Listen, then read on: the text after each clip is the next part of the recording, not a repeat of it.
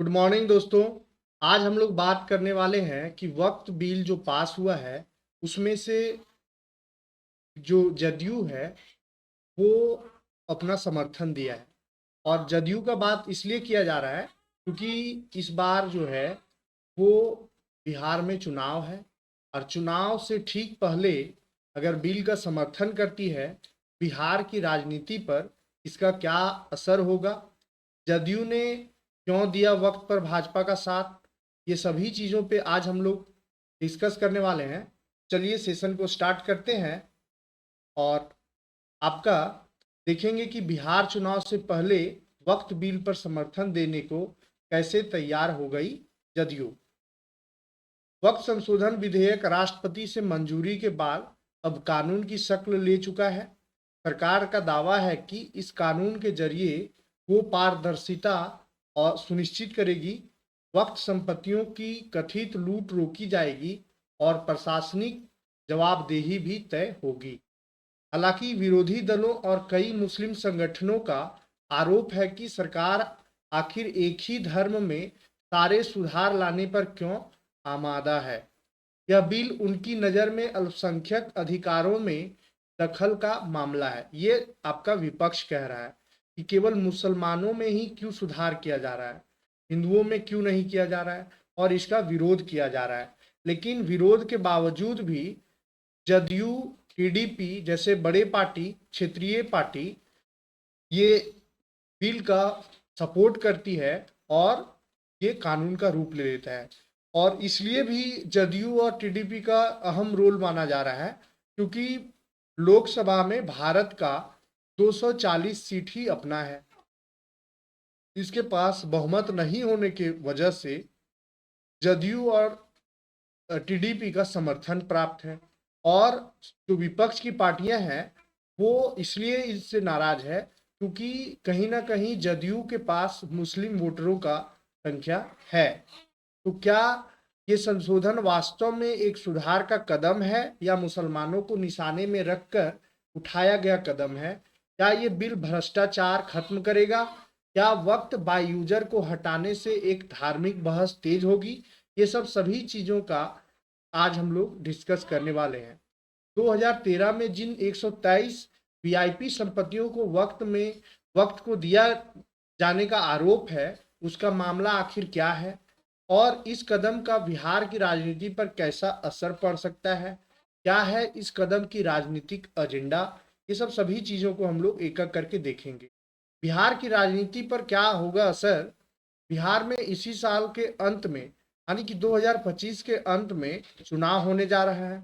इससे ठीक पहले यह बिल बिहार की राजनीति में कई नई लकीर खींच सकता है। बिहार में मुस्लिमों का कई सीटों पर दबदबा है। यही वजह से कि पार्टी कोई भी हो, इफ्तार पार्टी सब करते हैं। मिर्जा चौधरी कहती हैं, मुझे समझ में नहीं आ रहा है भाजपा ने बिहार चुनाव बीतने का इंतजार क्यों नहीं किया। टीडीपी के साथ जदयू को भी इस मसले पर साथ ले आई और बिहार के पसमानदा मुस्लिम जेडीयू को वोट देते आ रहे हैं। वो उनका वोटर बैंक बने रहेंगे या खत्म हो जाएंगे। वो कहती है कि इसके मायने ये है कि जदयू के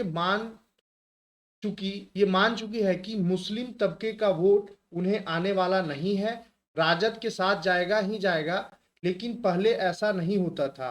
उन्होंने कहा नीतीश कुमार की प्रासंगिकता अब भी बनी हुई है क्योंकि कुछ समुदायों जैसे कुर्मी, कोयरी, महादलित, पसमानदा मुस्लिम में उनकी पकड़ बनी हुई है। जदयू ने क्यों दिया वक्त पर भाजपा का साथ? जनता दल यूनाइटेड के नेता राजीव रंजन सिंह उर्फ ललन सिंह ने कहा कि इस बिल को लेकर कई भ्रांतियां हैं। इसे लेकर विपक्षी दलों ने दुष्प्रचार किया है। यह विधेयक जब कानून की शक्ल लेकर धरातल पर आएगा तो कई तरह के भ्रम का निवारण स्वतः हो जाएगा। उन्होंने कहा कि अगर जनता दल यू इस बिल का पर साथ है तो मुस्लिमों को कतई भी घबराने की ज़रूरत नहीं है। वो उनका कहना था कि मुसलमान इससे बेफिक्र रहे, ये मुसलमान के फेवर में बिल है और गरीब मुसलमानों के फेवर में है। जो वक्त के नाम पर भ्रष्टाचार कर रहे थे, जो वक्त के नाम पर एक ही लोग लूट खसोट कर रहे थे, उनके लिए ये बिल जो है वो कठिन हो सकता है। उन्होंने कहा इस विधेयक को नीतीश कुमार ने अगर समर्थन दिया है तो मुसलमानों को यह यकीन रखना होगा कि यह उनके खिलाफ नहीं होगा। वो कहते हैं कि सवाल तो हर परिवर्तन पर खड़े होते हैं, लेकिन संशोधनों में यह कोशिश होती है कि जहां गलतियां हुई है उनका समाधान किया जा सके। उनका ये भी मानना है कि जदयू को नहीं मिलेगी मुसलमानों का वोट। ऐसा राजीव रंजन कहते हैं, इसे धर्म से जोड़कर नहीं देखा जाना चाहिए।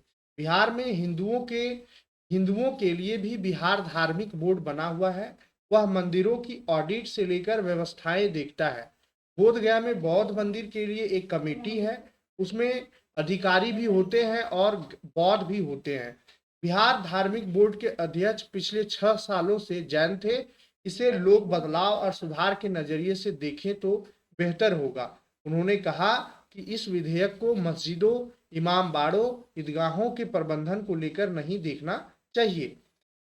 उन्होंने यह भी कहा कि बिहार के गरीब और पसमानदा मुसलमानों में लंबे समय से कसमसाहट है कि उनके कंधों पर सवार होकर उनके अधिकारों को छीना गया है।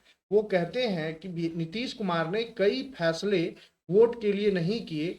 अगर ये विधेयक मुसलमानों के खिलाफ होता तो हमारी पार्टी कतई भी इसका समर्थन नहीं करती।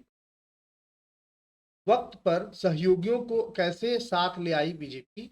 तो वक्त पर भाजपा सरकार के सहयोगी दल उनके साथ रहे। इसके विरोध में कहीं ना कहीं से कोई आवाज नहीं उठी। इसे लेकर नीरजा चौधरी कहती हैं कि भाजपा ने जिस तरह से सभी सहयोगियों का इस विधेयक के पर साथ लिया है, यह निश्चित रूप से भाजपा की राजनीतिक कुशलता को दिखाता है। उन्होंने बताया कि अगर सभी का साथ नहीं मिलता तो इसे पास करना मुश्किल हो जाता।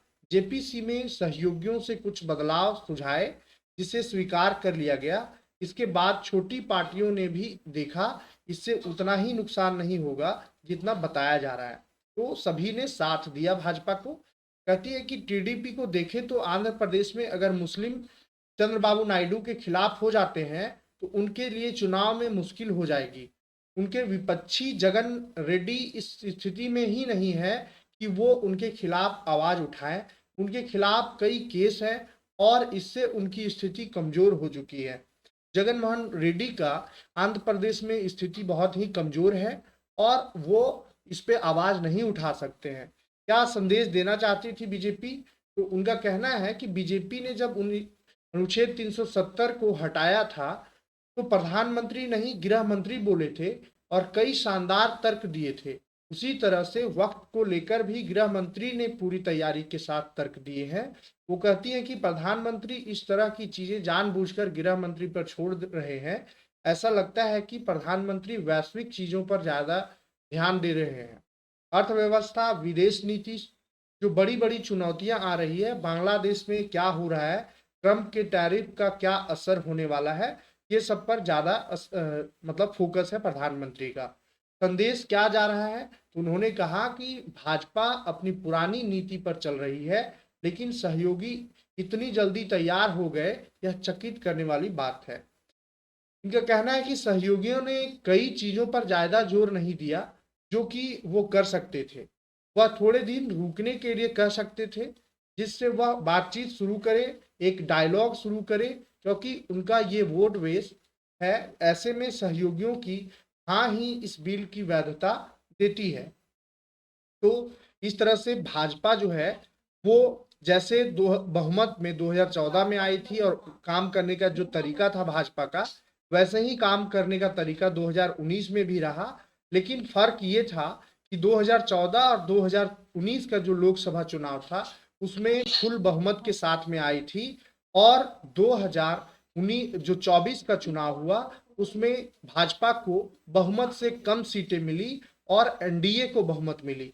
एनडीए जो अलायंस है सभी पार्टियों का और सभी पार्टियां का अलायंस के साथ में बहुमत में आई भाजपा, लेकिन एनडीए को साथ ले आकर के जिस तरह से वो बहुमत में थी और जिस तरह से खुला वर्क कर रही थी वैसे ही काम आज भी वो कर रही है। तो आपका इस पे क्या विचार है?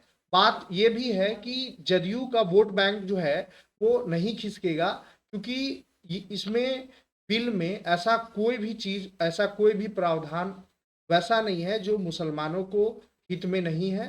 सभी चीजें जो है वो हित में है, और बदलाव में थोड़ा बहुत विरोध होता है और विपक्ष का काम विरोध करना होता है। तो इसमें कोई नई बात नहीं है। आप आपका इसमें क्या राय है, आप कमेंट के माध्यम से दे सकते हैं। धन्यवाद।